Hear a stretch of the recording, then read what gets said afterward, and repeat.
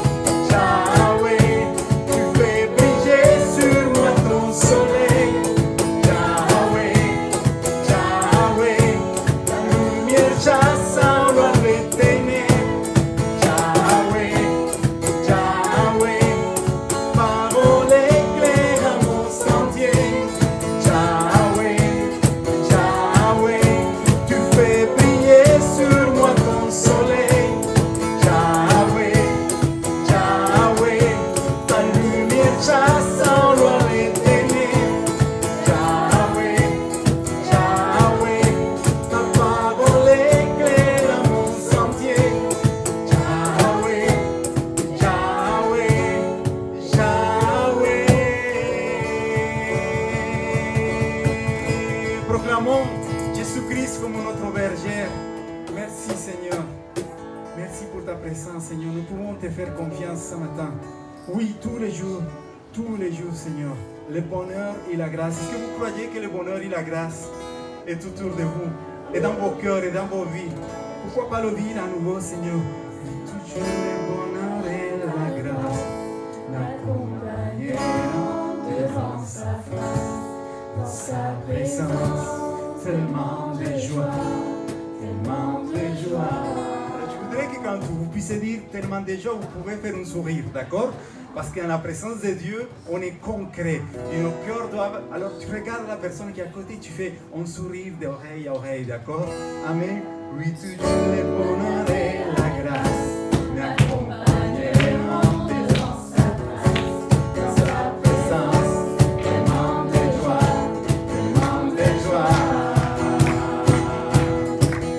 Et tant qu'il se trouve auprès de moi, aucun mal mon âme ne prendra. Et dans son temps, je reviendrai. Yahweh, Yahweh, tu fais briller sur moi ton soleil. Yahweh, Yahweh, ta lumière chasse au loin les ténèbres. Yahweh, Yahweh, ta parole éclaire mon sentier. Yahweh, Yahweh, Yahweh.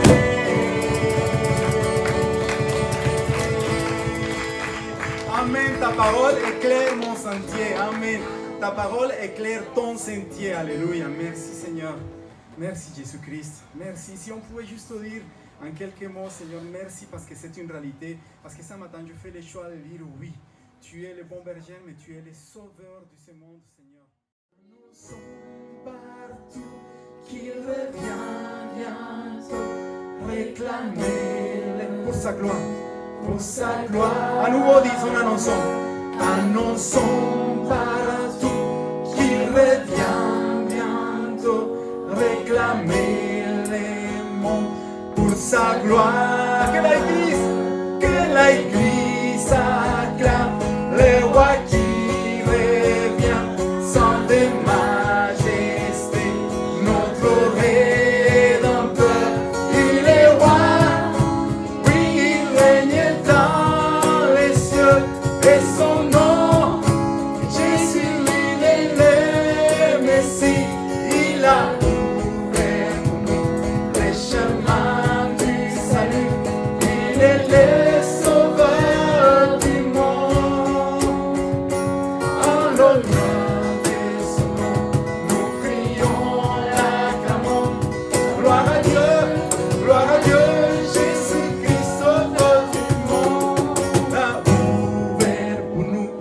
le chemin du salut. Il est le sauveur du monde. En l'honneur de son nom, nous crions gloire à Dieu. Gloire à Dieu, Jésus-Christ, sauveur du monde. Il a ouvert pour nous un chemin. Il est sauveur. Église, proclame, proclame. Il a ouvert pour nous le chemin du salut. Il est le sauveur du monde. En l'honneur de son nom, nous crions, l'acclamons. Gloire à Dieu, Jésus-Christ, sauveur du monde.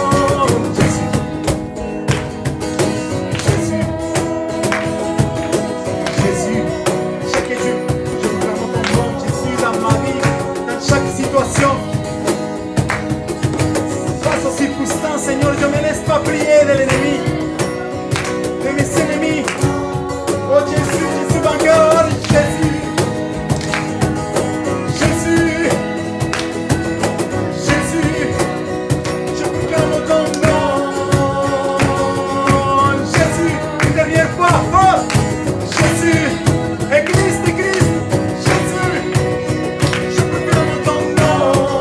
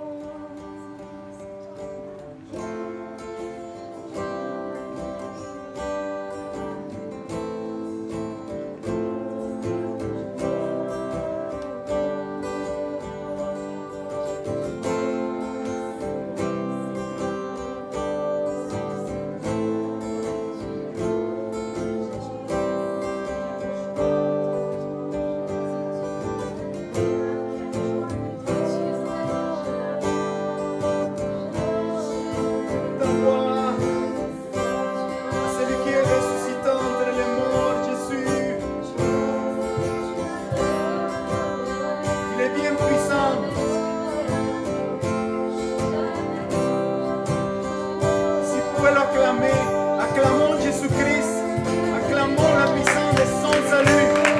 Jésus-Christ, amen, amen, Jésus dans ces lieux, sois le roi Jésus. Élevé, glorifié, tu es ressuscité et tu vis à jamais. Élevé, glorifié, tu es ressuscité et tu vis à jamais. Élevé, glorifié, tu es ressuscité et tu vis à jamais. Dernière fois. Élevé, glorifié, tu es ressuscité et tu vis à jamais.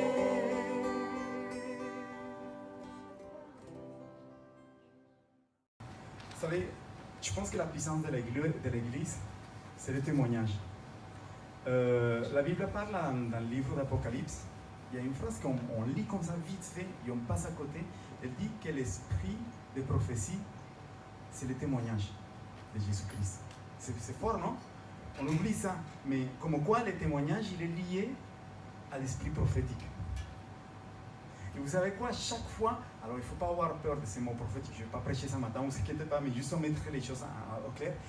Chaque fois qu'on entend les mots prophétiques, on se dit waouh, c'est une révélation. Non, parfois l'essence du mot prophétique, c'est juste parler ce que Dieu a fait dans ta vie et Dieu va accomplir quelque chose à travers cette parole. C'est là qui prend sens la puissance de la prophétie parce qu'elle va accomplir, il va apporter la vie dans la personne qui écoute. Et ce matin, nous avons fait le choix, on s'est dit, on va essayer de se discipliner et faire une fois par mois. Là, on n'a pas trop fait, mais à moins, je pense que vous connaissez déjà ça, tu peux mettre la diapopole où c'est écrit « Racontez-nous ». Alors, « Racontez-nous », c'est une petite addition que Dieu a mis dans nos cœurs de le mettre en place. Ça peut être un verset, la dernière fois, c'était justement des témoignages, juste des témoignages de vie. Et aujourd'hui, sûrement, on va survoler, on va toucher un peu tout ce qui est la vie, notre intimité avec Dieu, la prière, la louange, toutes ces choses-là. Dieu est puissant et je pense que c'est tellement bon de savoir que Dieu répond aussi à nos prières et qu'il se révèle à chacun. Donc, on a 4 personnes qui vont venir et du coup, je voudrais qu'on puisse accueillir David.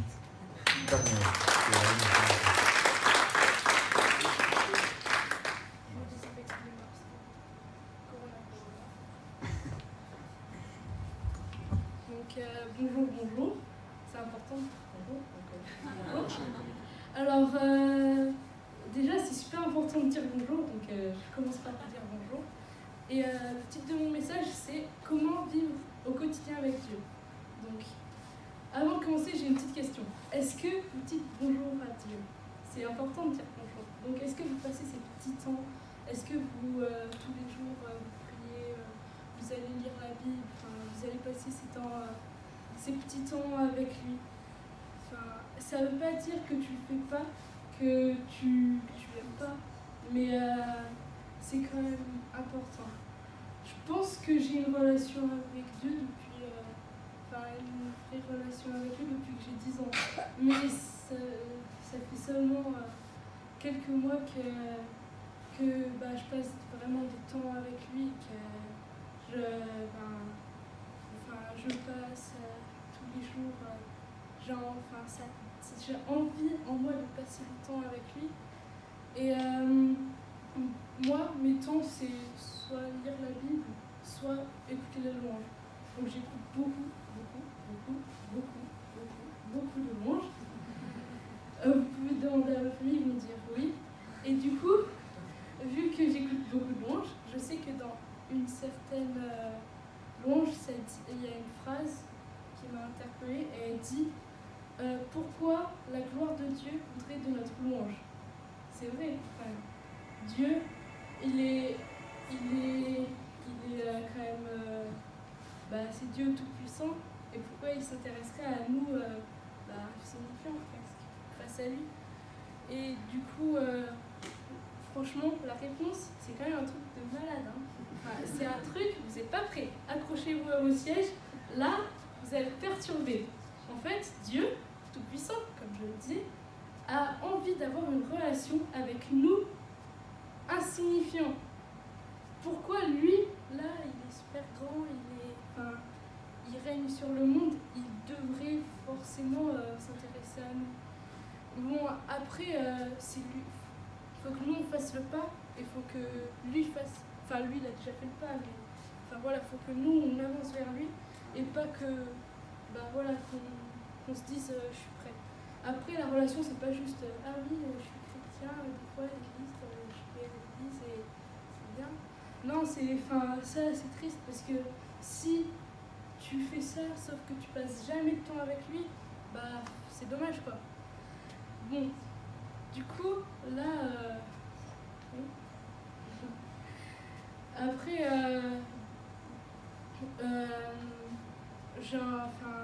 ces moments, au début, c'est peut-être un peu... ouais, je vais lire ma Bible, mais c'est un peu... je me force à lire ma Bible, donc tu fais le pas, mais tu te forces. Mais à la fin, tu vas tellement aimer ces petits moments super doux, si agréables, ces moments incroyables. Et donc, il y a une louange que j'aime beaucoup. C'est Viens toucher ma vie de Hillsong.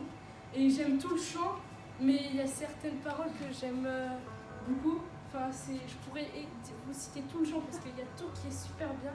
Mais c'est le début quand il dit quand le bruit faiblit et tu parles à mon âme. Tu as toute mon attention, fais-moi entendre ta voix, je ne veux rien manquer. Enfin, c'est quand même incroyable, non? Enfin, il vient nous parler, nous personnellement, pour nous dire quelque chose, rien qu'à nous, alors qu'il pourrait totalement nous éviter, passer comme ça, se dire, lui, voilà, il est tout petit, et moi, je suis tout puissant, donc j'ai pas besoin de lui. Donc il y a un verset, c'est Jean 8, verset 12. C'est Jésus dit, je suis la lumière du monde. C'est pas en entier, mais au début ça dit, Jésus dit, je suis la lumière du monde. L'année dernière, j'ai fait une expérience à l'école.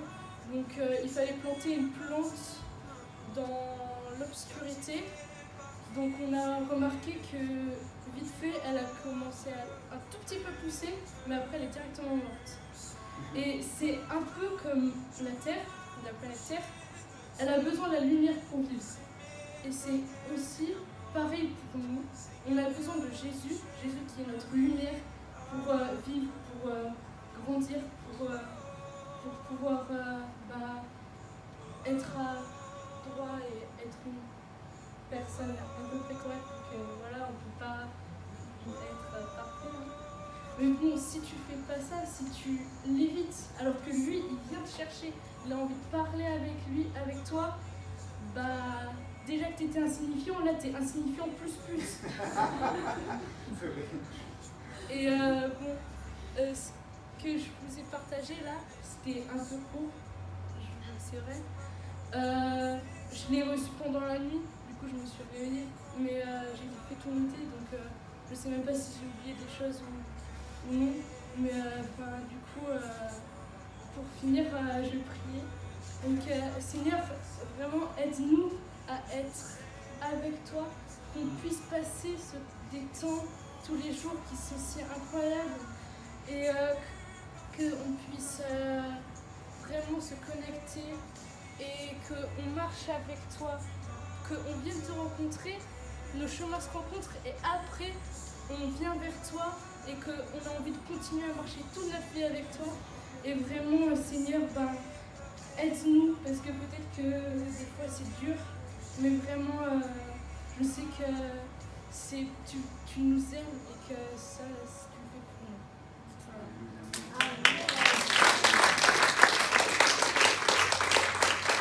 Voilà.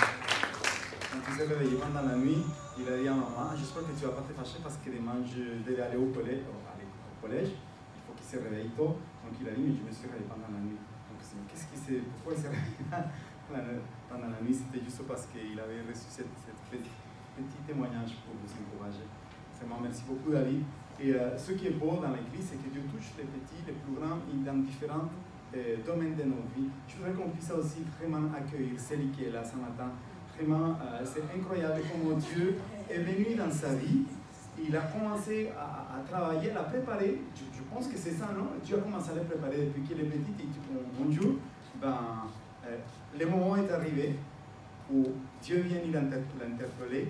Et aujourd'hui, après 7 ans de baptême, elle commence à vraiment grandir dans la foi. Je suis certain que ce matin, elle est là pour nous encourager aussi. Donc, sois béni. Je vais juste te passer un petit peu des Merci.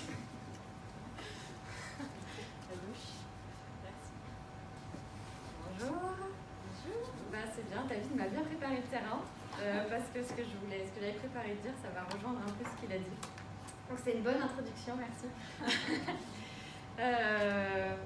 Oui, alors moi, donc j'ai eu mes 2 dernières semaines ont été assez défiantes, on va dire. Il y a pas mal de choses qui se sont passées, qui m'ont un peu ramenée en arrière, alors que c'était, voilà, cet été, j'avais enfin l'impression que tout allait bien, que j'avais vraiment avancé, que j'allais passer à autre chose, etc. Et puis en fait, il s'est repassé plein de choses qui m'ont vraiment ramenée en arrière et qui étaient difficiles. Et puis donc voilà, au début, j'ai pas compris, j'ai été un petit peu découragée, et puis en fait, ça a vraiment pas duré longtemps, ce découragement et cette incompréhension. Et quand donc j'ai beaucoup de routes pour aller au travail le matin. Donc j'en profite pour prendre du temps avec Dieu et donc je priais en allant au travail en début de semaine, je pense, après que Nathalie m'ait proposé de parler, en disant voilà, de quoi je vais parler, qu'est-ce que je vais pouvoir dire qui va pouvoir encourager les gens, glorifier Dieu surtout, voilà. Et puis en fait, j'ai repensé à tout ça et je me suis dit c'est bizarre quand même parce qu'avec tout ce qui se passe, qui quand même, sans rentrer dans les détails, était assez violent, je me suis dit ça va. Je me sens pas si déstabilisée, je suis pas découragée. Et en fait, j'ai pris conscience d'à quel point, comme l'a dit aussi Octavio en me présentant, ma vie a vraiment été bouleversée, on va dire ces 2 dernières années, parce que je me suis baptisée l'an dernier, mais voilà, ça va faire en gros 2 ans que Dieu fait vraiment partie de ma vie au quotidien. Et j'ai vraiment pris conscience d'à quel point ma réaction était vraiment différente de ce qu'elle aurait été avant de rencontrer Dieu, bien sûr.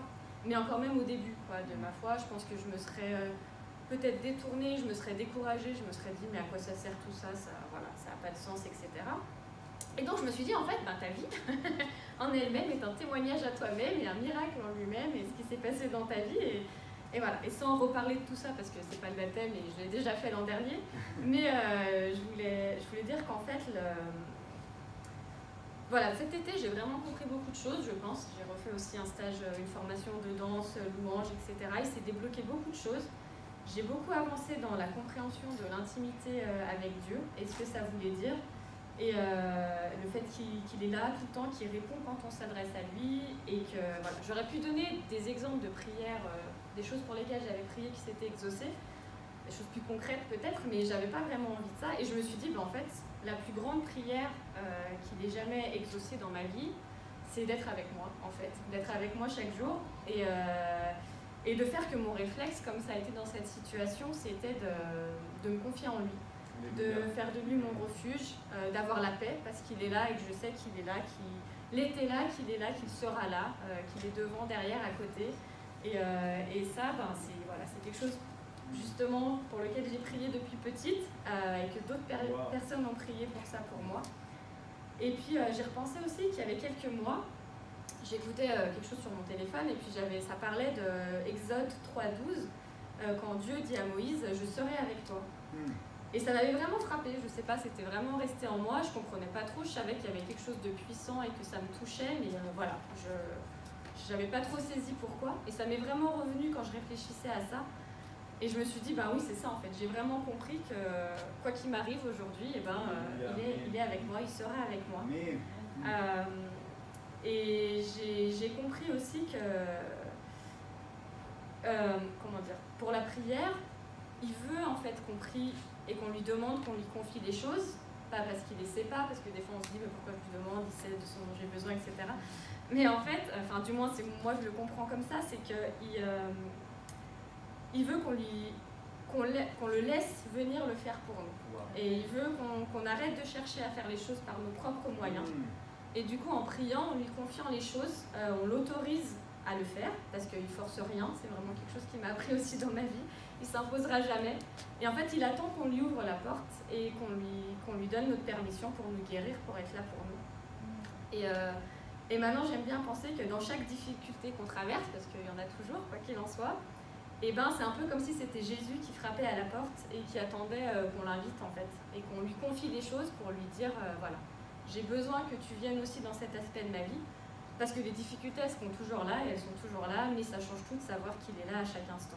Et du coup j'en avais parlé aussi à mon amie Amandine, qui était là à mon baptême et qui est une des 2 personnes qui a fait que je sois arrivée à Dieu. Je lui parlais de ça, de ce que je devais dire aujourd'hui, savoir un peu ce qu'elle en pensait. Et elle m'a raconté une histoire qu'elle ne m'avait jamais racontée. Et elle m'a dit que la dernière fois qu'elle est allée à l'église, parce qu'elle a eu des soucis personnels, familiaux, elle a dû quitter son église. Et la dernière fois où elle y est allée physiquement, le pasteur avait organisé quelque chose. Alors c'est pour l'anecdote, mais il y avait des spaghettis. C'est pour le côté concret. Il avait amené des spaghettis et chaque personne devait attacher un nom. Le nom d'une personne, un spaghetti, et voilà, et attacher une prière qu'il voulait faire pour cette personne, et ensuite ils mettaient ça ensemble, et voilà, je ne sais plus exactement ce qu'ils allaient faire, mais c'était l'idée. Et donc elle fait ça, elle met le nom, etc. Et puis elle me dit, j'étais voilà, prise de tout ce qui se passait dans sa vie et de plein de choses, elle se met à pleurer, etc. Et donc le pasteur est venu la voir, et lui a dit, bah, est-ce que tu veux qu'on prenne ton spaghetti et qu'on aille sur scène prier pour cette personne. Donc tu as mis le nom, la raison pour laquelle tu as prié, et qu'on prie ensemble pour cette personne. Et voilà, donc ils ont fait ça, et elle m'a dit, et ben voilà, le dernier jour où je suis allée à l'église, en fait on a prié pour toi, elle a dit c'est ton nom que j'avais mis sur le spaghetti, c'était Célie Spaghetti, et qu'elle priait pour ma conversion, pour que Dieu vienne me toucher, parce que c'était il y a 2 ans je crois, ou un peu plus, et je lui partageais déjà beaucoup de choses difficiles dans ma vie, etc. Et elle a été vraiment le soutien premier dans ma vie à travers tout ça. Et voilà, la dernière fois qu'elle est à l'église, elle a prié pour ça. Donc elle m'a dit, c'est aussi un exemple de prière exaucée. Wow, amen. Et voilà. Et Sandrine aussi, la 2e personne, mon amie chrétienne qui a fait que j'arrive ici aujourd'hui, voilà, elle a vraiment aussi, je sais, prié pour ça et a été exaucée. Et comme elle m'a dit, c'est vraiment un privilège en fait de le sentir, de savoir qu'il est là à chaque instant avec nous, et on ne peut que prier pour que chacun connaisse ça, quoi. Et du coup, je voulais juste quand même lire un passage biblique. Hein.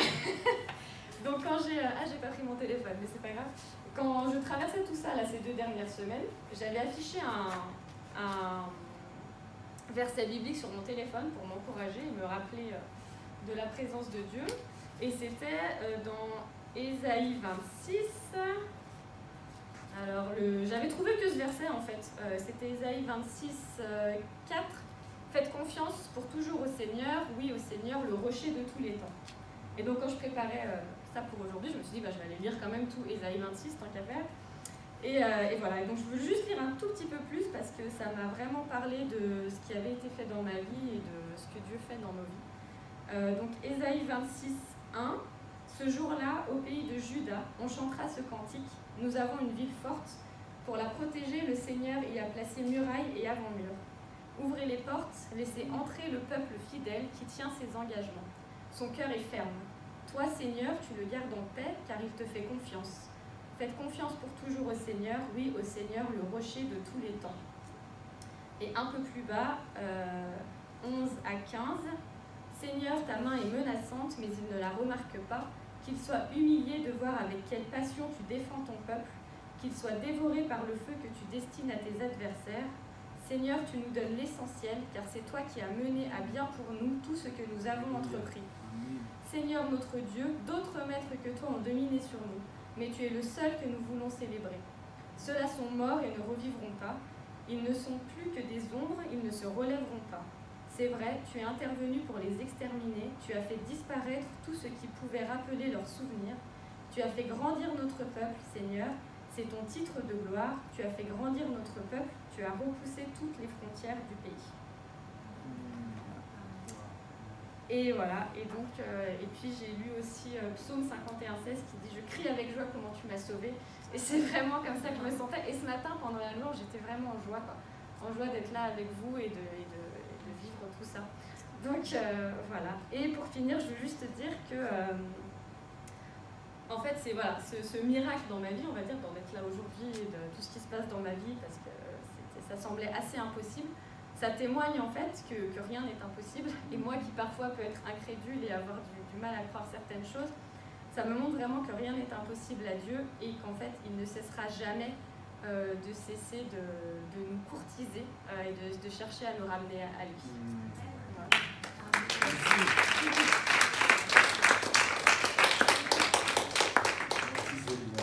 Laissons le faire à lui parce qu'il est toujours là pour qu'on puisse laisser la place et qu'il puisse faire encore. Ça matin aussi, il y a 2 semaines, c'est son épouse qui a témoigné avec passion de ce qu'il était en train de faire dans les finances, dans leur vie. Et aujourd'hui, c'est Damien qui va venir aussi, un jeune baptisé, mais avec une passion, avec un feu dans son cœur. Je voudrais qu'on puisse l'accueillir parce qu'il a aussi vu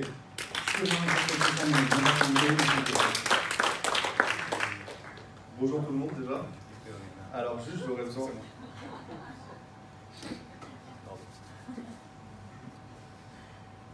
J'aurais besoin d'un cobaye. David, tu veux bien faire le cobaye? Ce matin j'ai vu on avait une épée en gonflable. Est-ce qu'on l'a toujours? Ce serait possible juste de l'avoir 30 secondes? On va faire un truc sympa. Tu veux m'aider David? Oui. On va prendre des chaises. Oula.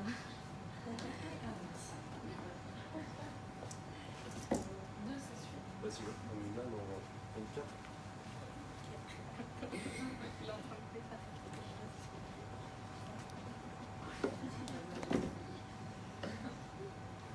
Tu mets la 4e comme ça. Alors David, tu peux t'asseoir juste là, au milieu, au centre. Si tu arrives à t'asseoir. Assieds-toi par terre. Regarde plutôt de l'autre côté. Tu peux prendre la petite épée en main. Ouais. Ok.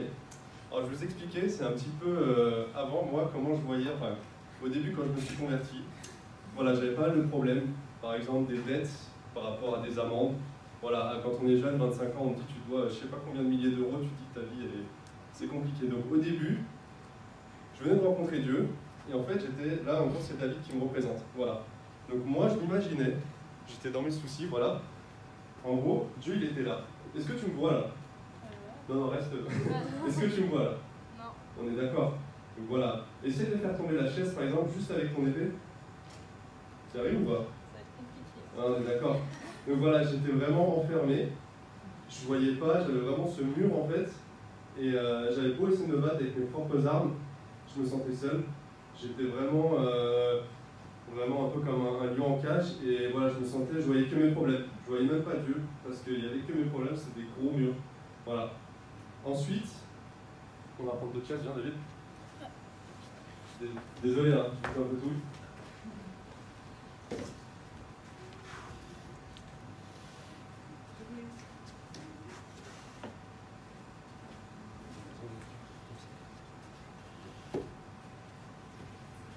Il en faut une heure, 2.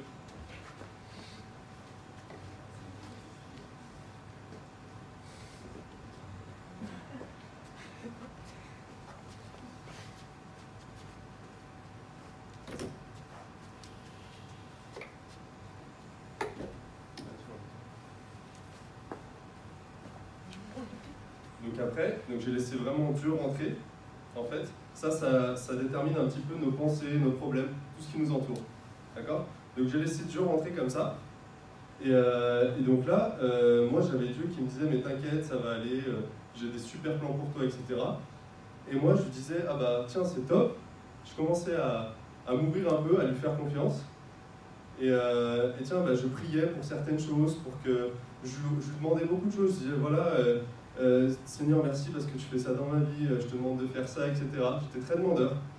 Et souvent, par exemple, on va prier pour un travail, pour quelque chose. Je vois l'autre fois ma femme qui me disait, moi j'aimerais bien ce travail, je veux ça, etc. Et donc on est tellement focus sur nos pensées à nous, sur notre cercle là, que souvent on n'arrive même pas à voir ce qu'il y a derrière. Donc là, par exemple, je sais pas, je m'imaginais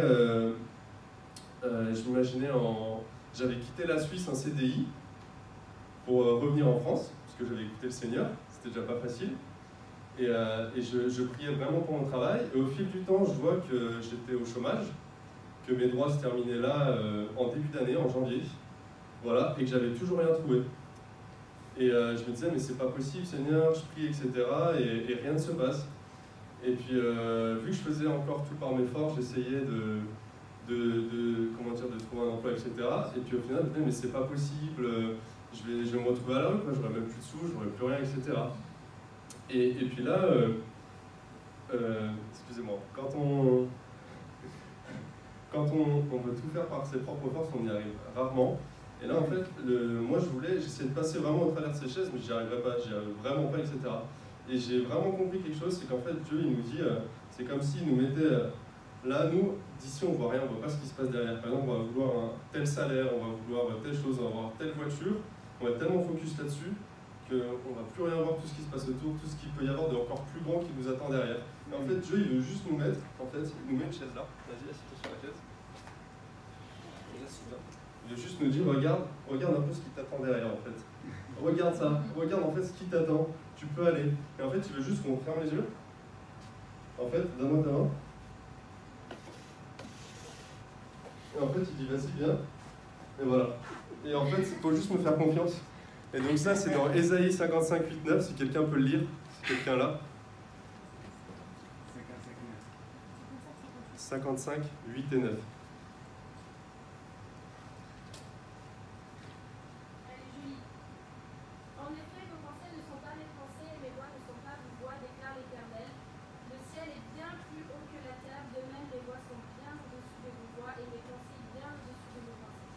Donc trop souvent, on a tendance à se laisser gâcher par nos pensées, par notre propre volonté en fait.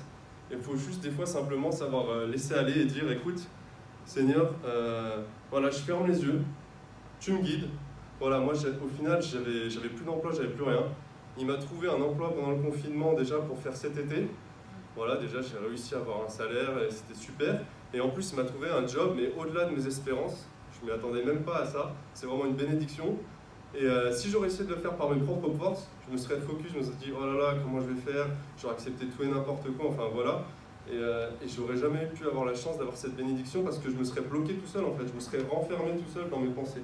Donc de temps en temps, il faut juste lâcher prise en fait. Oui. Et voilà. Amen.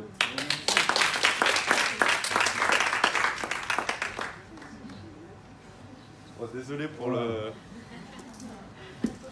Bon, merci beaucoup.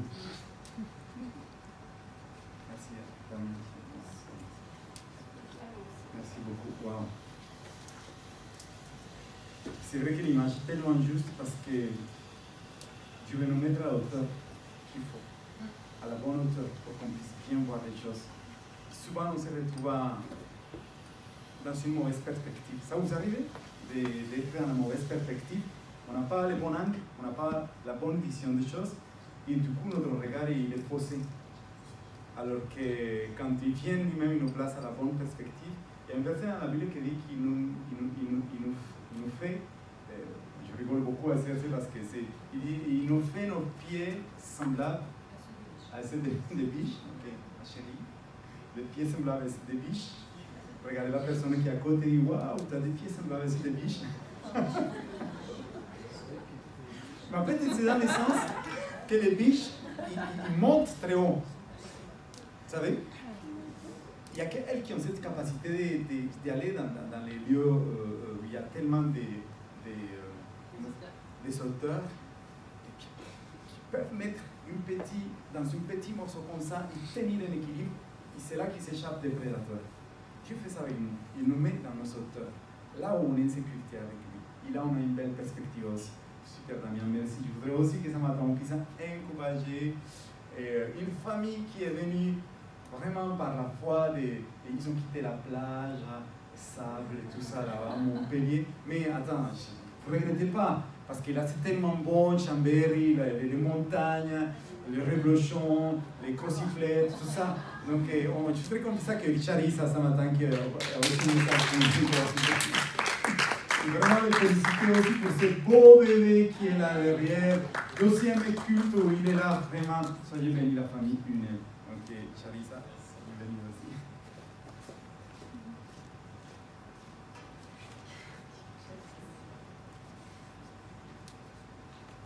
Bonjour à tous. Bonjour. Déjà, j'aimerais remercier Octavie et Nathalie de me permettre de m'exprimer, de témoigner sur ce que Dieu fait dans notre vie. Et remercier avant tout le Seigneur lui-même pour ses bontés et parce qu'il nous permet d'être là. Et on se doit, personnellement, je ressens vraiment le fait de devoir le dire. Parce que ce qu'il fait pour nous c'est bon, enfin, tout ce qu'il fait dans nos vies, tout ce qu'il accomplit, c'est innombrable. Je ne pourrais pas tout énumérer. Donc voilà, c'est un privilège de pouvoir en citer quelques-uns. Donc comment Dieu a exaucé nos prières, a exaucé mes prières, a exaucé nos prières en tant que famille. Donc pour appuyer, donc je voulais vraiment noter la promesse qui est faite quand il est dit demandez et l'on vous donnera, cherchez et vous trouverez, frappez et l'on vous ouvrira, dans Matthieu 7, verset 7. Donc c'est vraiment ce qu'on a expérimenté en demandant au Seigneur différentes choses, parce qu'on est des êtres humains, on a certains besoins, on a certains désirs également, et c'est vrai que le fait de les confier à Dieu, de lui demander clairement, a permis qu'il puisse nous répondre parfaitement, clairement. J'ai un premier témoignage, un premier exemple de là où Dieu s'est manifesté, où Dieu a été fidèle envers nous. Ça concerne donc notre petit événement récent qui est juste là, notre bébinou qui est arrivé. Ça entoure plutôt les circonstances de son arrivée. Avant de préciser donc, là où Dieu il est intervenu, je reviens un peu dans le passé, donc sur mes précédents accouchements, parce que je parlais de mon accouchement. Quand Faye est arrivée, pendant la grossesse de Faye, ma première fille, il y a eu des complications, il y a eu des difficultés pendant la grossesse, parce qu'ils avaient décelé une dilatation ventriculaire, donc au niveau du cerveau. On a eu donc un suivi assez dense pour Faye, tous les 15 jours, avec IRM cérébral, scanner. C'était assez lourd, il y avait des inquiétudes. À ce moment-là, on remettait les choses au Seigneur, mais on se sentait vraiment oppressé parce que normalement, une grossesse est censée être une évolution assez naturelle, quelque chose voilà, un sujet de joie. Et nous, ça avait plutôt fini par être donc source d'inquiétude, quelque chose vraiment d'oppressant, hyper médicalisé. Et on s'est trouvé un peu dans cette atmosphère-là pour l'accueil de notre première fille. Et l'accouchement avait été un moment assez éprouvant pour moi et pour Jérémy. Mais j'étais la sujet principal, donc effectivement pour moi physiquement ça avait été éprouvant parce que j'avais été déclenchée. C'était très long, très laborieux parce que ce déclenchement s'était avéré inefficace. Donc on est arrivé déjà dans un contexte assez oppressant, mais en plus c'est suivi un accouchement très laborieux, très éprouvant, où c'était vraiment, on est passé vraiment limite à une complication. Et voilà, ça s'est quand même déroulé, Faye est née, on était en néonate, on a dû faire les nécessaires examens, un scanner cérébral à la naissance. Donc vraiment j'ai ressenti, voilà, on a été privé de quelque chose à ce moment-là. C'est juste le bonheur, la paix d'accueillir notre fille dans des conditions, voilà, où en tant que famille, quand on s'agrandit, on a envie, en tout cas d'être, on a envie de, la joie qu'on a envie de ressentir, de juste vivre ces instants, qui sont quand même des instants assez uniques et privilégiés. Et ça, on en a été complètement privé. Donc on est resté aussi très longtemps, enfin plus longtemps que d'autres familles à la maternité. On est resté au final 8 jours avec donc tous les jours des avis des médecins qui étaient en faveur qu'on reste davantage parce qu'elle n'arrivait pas à prendre du poids, elle n'arrivait pas à manger correctement, notre fille. Elle était assez angoissée. Nous, voilà, on devenait parents, c'était quelque chose d'assez énorme qui nous a bouleversés. Et en même temps, on était démunis parce qu'on ne savait pas forcément comment gérer voilà, toutes ces... Enfin, il y a le côté émotionnel, mais il y a aussi le côté avec l'équipe médicale où ils étaient sans cesse derrière nous à émettre certaines critiques plutôt que d'être encouragés en tant que parents. Donc finalement, on a vraiment fini déstabilisé jusqu'à ce qu'on rentre chez nous. Une fois rentré chez nous, on a aussi ressenti un peu notre épreuve, c'est d'être peu entouré à notre arrivée à la maison. Il y a la fatigue pour récupérer de l'accouchement, il y a le suivi encore avec notre fille, puisqu'elle avait un suivi particulier spécialisé à cause des difficultés rencontrées dans la grossesse. Voilà, tout ça, ça crée en fait le cadre dans lequel nous sommes devenus donc une famille avec Jérémy. Dans ce cadre-là, c'était, je me souviens, on était plus prise au dépourvu qu'autre chose et on a eu du mal à confier nos besoins à Dieu. On a eu du mal à lui faire confiance et à juste être apaisé. On s'est laissé submerger par la situation, on s'est laissé submerger en rentrant chez nous, ça a engendré d'autres difficultés puisqu'on a fini à avoir la tête sous l'eau avant même d'être 3 à la maison, et une fois qu'on y était, on était submergé. Ça a mis du temps, mais Dieu est beau, il est fidèle et il nous a permis que la famille s'agrandisse et qu'on reste une famille en lui. Deuxième enfant, deuxième grossesse, on a rencontré des choses similaires. Enfin, on voulait absolument faire des examens supplémentaires. Donc là, on s'est dit quand même, on ne va pas se laisser voler notre joie. On s'est donc plus affirmé, on a dit Seigneur, tu nous donnes un deuxième enfant, mais on ne veut pas ressentir l'oppression qu'on a eue pour le premier enfant, le premier accouchement, la première grossesse. On ne souhaitait vraiment pas se laisser voler notre joie. Donc on a limité tout ce qui était examens médicaux, surinvestissement médical de la grossesse. Malheureusement, je n'ai pas pu non plus accoucher naturellement, ça a été déclenché. Donc il y a encore eu un moment de panique où est-ce qu'il y aura une complication derrière, comment ça va se dérouler. Là, on avait déjà prié. À ce moment-là, on avait demandé au Seigneur, permet que ça se passe en douceur, permet que l'accouchement au moins soit plus rapide, permet que à la fin de l'accouchement, il n'y ait pas cet épuisement à la fin, qu'il n'y ait pas autant de souffrance physique, voilà, qu'on soit en mesure d'accueillir notre enfant de façon plus agréable.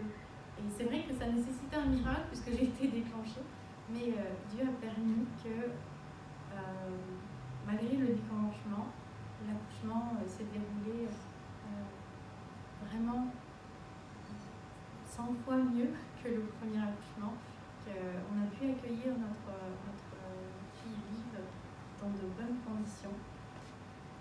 Et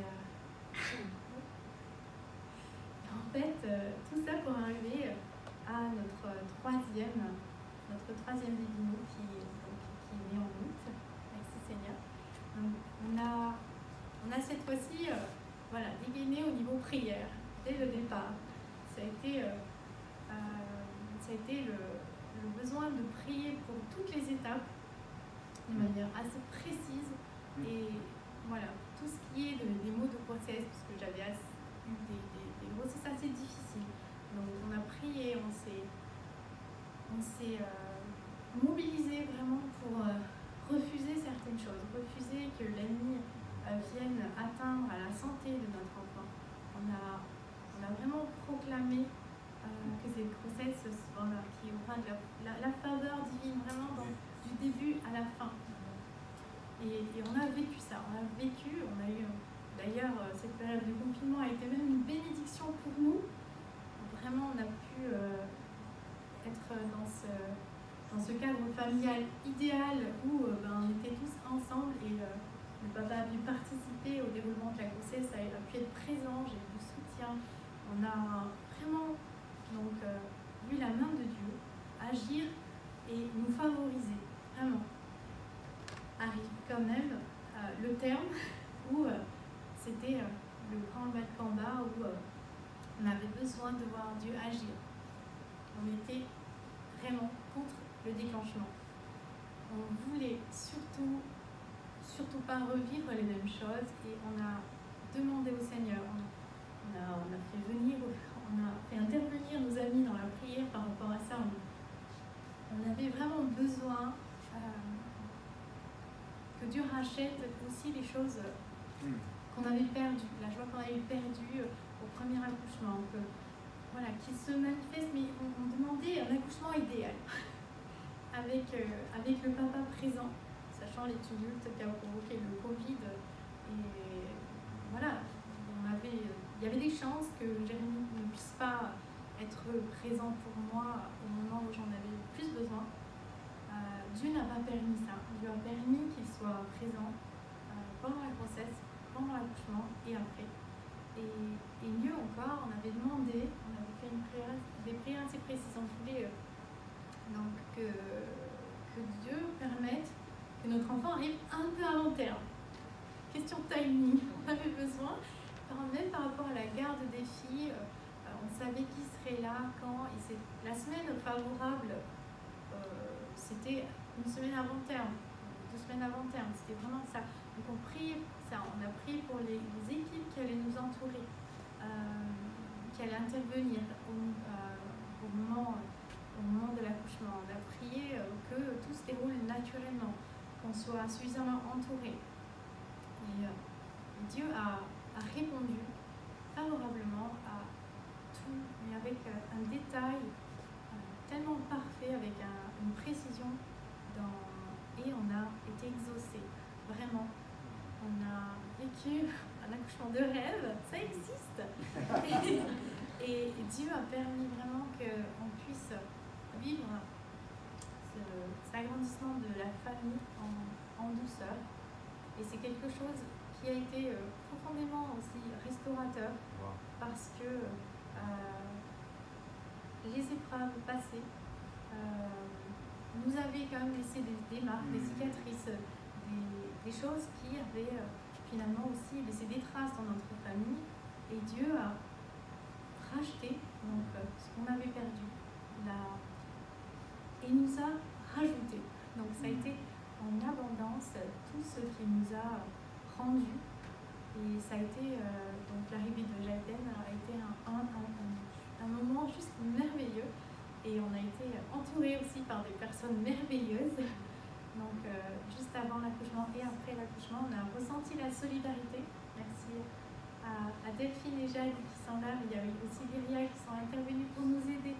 On a eu des petites à cuisiner pour après la sortie de la maternité. Donc, on a vraiment ressenti une bénédiction et l'amour de Dieu pour nous, la fidélité de Dieu qui nous entourait avec une grande douceur.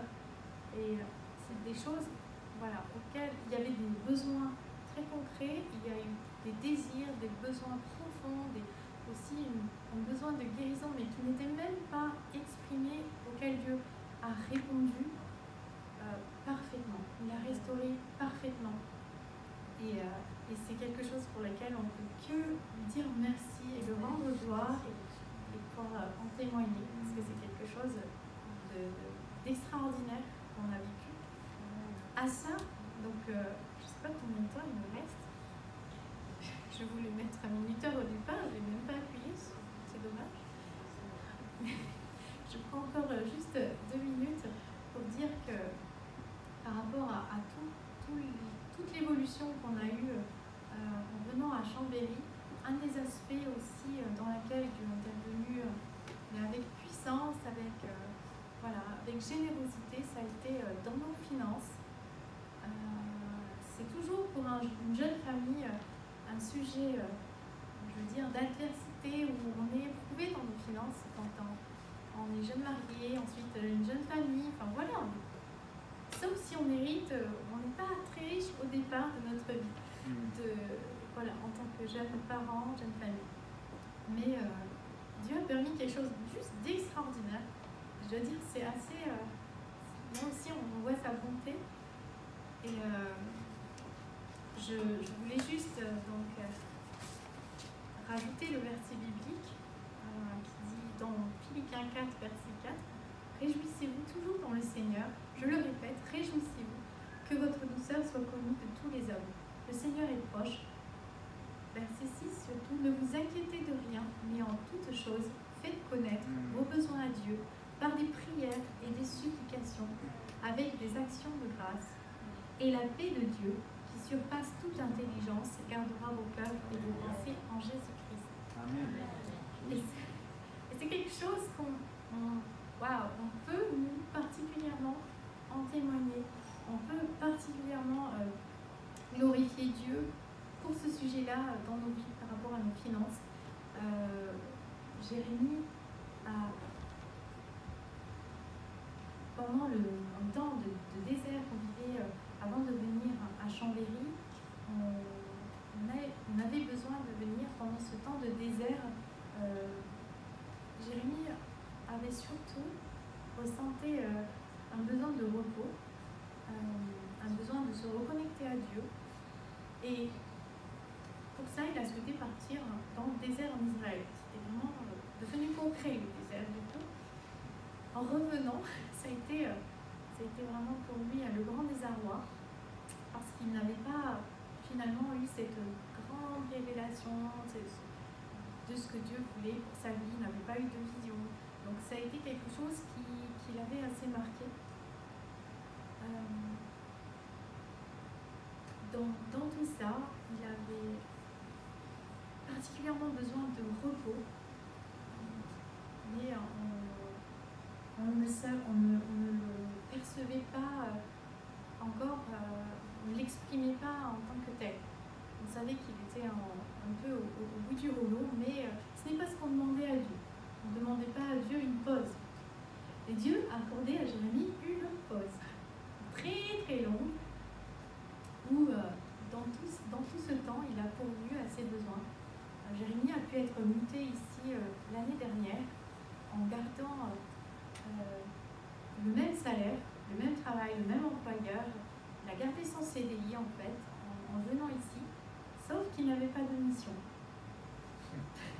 Donc en fait il n'avait pas de travail, il avait juste le salaire qui allait avec. Bon, ce qui est plutôt, on ne va pas s'en plaindre, c'était vraiment un cadeau de Dieu. Et on s'est dit, mais Seigneur, c'est juste grandiose, on arrive ici, on a le temps de se retrouver, Jérémie a le temps de récupérer, finalement de se retrouver. Et Dieu a répondu à un besoin, même dont il n'avait peut-être pas forcément conscience, mais il a répondu au besoin de repos, de recul, tout en prenant soin de nous au quotidien, en pourvoyant à ce travail qui a permis qu'il ait un salaire tout ce temps. Pendant le confinement, il a eu sa mission sur Belfort s'est écourtée, puisqu'il avait finalement trouvé une mission à Belfort pendant 3 mois. Ça s'est écourté, il est resté à la maison tout ce temps. Alors c'est décousu, mais tu auras l'occasion, Jérémy, de refaire un témoignage un jour si tu veux là-dessus. J'en profite juste pour faire une parallèle pour dire que on pourrait là, au niveau du timing, on pourrait se poser la question actuellement, est-ce que Jérémy va, puisqu'il n'a toujours pas de mission, au jour d'aujourd'hui, on pouvait se poser la question. Moi personnellement, je m'étais posé la question, est-ce que finalement il va être licencié? Ça pouvait être l'inquiétude. Est-ce qu'il doit démissionner? Qu'est-ce qu'on fait? Comment on se pose? Parce que la famille s'agrandit et il n'a toujours pas de mission. Et c'est vrai que ça pourrait... toutes les options étaient là. Et le Seigneur, il était tellement bon que finalement, sans doute, sa mission va commencer début octobre. Il a un entretien le 30 septembre. Et Dieu a permis en fait qu'il soit présent tout le temps avec nous. Il a profité de la naissance de son fils et on a pu être bénis en famille. Et il a vraiment pourvu à nos besoins avec abondance. Vraiment avec abondance. Et on veut lui dire merci pour ça. L'abondance, c'est pas juste la richesse, la finance, le matériel. C'est vraiment aussi tout ce qui nous accorde à notre âme. Voilà. Merci à tous qui m'ont écouté.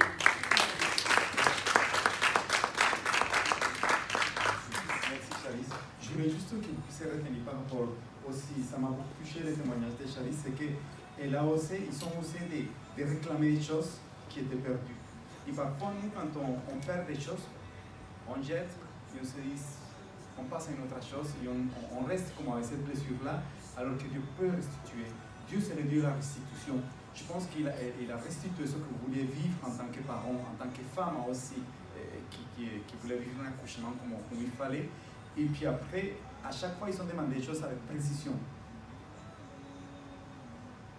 Et demandé un petit peu avant la semaine dans laquelle il fallait que le bébé puisse venir. Voilà. Je pense qu'on peut aussi avec Dieu aussi ça. Être précis dans les choses. Je voudrais qu'on puisse prendre un moment pour finir. Il est moins 5, on a quelques minutes pour qu'on puisse prier. Alors le but c'est que si vous savez, certainement vous êtes retrouvés dans l'encouragement de David par rapport à l'intimité, ce qu'il vit avec Dieu, par rapport à la manière comme Damien il voyait ces situations-là, avec cette image de chaise qui l'empêchait de voir devant lui, et puis après cette manière dans laquelle il s'est laissé prendre par la main, mais aussi par rapport à ses vies quand elle a témoigné que d'une manière incroyable, Dieu avait déjà mis des personnes qui priaient pour elle, que malgré la pression, la situation, ou les vallées, montagnes qu'elle puisse traverser, elle savait que Dieu était là et qu'elle pouvait compter sur lui. Et qu'il y avait comme une paix surnaturelle qui était en sa vie. Et puis après, par rapport à ce témoignage de Charissa qui vient de parler à niveau de son défi en tant que famille, si vous avez compris pour quelque chose en spécial, juste on va rester quelques minutes là. Je vous invite à vous mettre debout. Et on finit juste en disant, Seigneur, voilà, de la même manière comme tu as touché la vie de David, de Célie, de Damien ou de Charissa, dans la famille, ce matin, si nous avons entendu ce témoignage, c'est parce que nous croyons que tu peux agir en toute situation, en toute circonstance, que tu es le Dieu des miracles, que tu es le Dieu qui est présent, Dieu d'amour, Dieu qui pourvoit, Dieu qui donne la paix, Dieu qui parle, Dieu qui vient nous rencontrer. Vous pouvez mettre derrière tout ce que vous voulez parce qu'il n'y a rien qui le limite à lui. Il n'y a rien. La seule chose qui limite notre Dieu, c'est notre pensée. Mais ce matin, dégagez-vous de vos pensées, de nos pensées humaines, de nos pensées qui sont limitées. Et Seigneur, ce matin, de la même manière comme tu as agi dans ce témoignage que nous venons d'entendre, nous disons oui, Seigneur. Nous remettons devant toi la situation, la circonstance qui est là, Seigneur, que parfois nous paraît tellement grande, mais toi, tu es plus grand. Et viens agir, Seigneur. Viens agir pour qu'à notre suite, vous savez, vous allez témoigner un jour, parce que les racontes à nous va continuer. Et sûrement, vous avez des choses à nous raconter, à témoigner. Alors, soyez ouverts à recevoir aujourd'hui. À recevoir de Dieu. Recevoir de Dieu. Dans ta situation,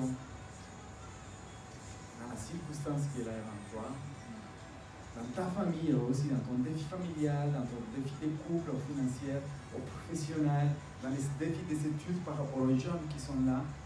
Vraiment, sachez que tu as toujours un plan à côté, un plan B, toujours.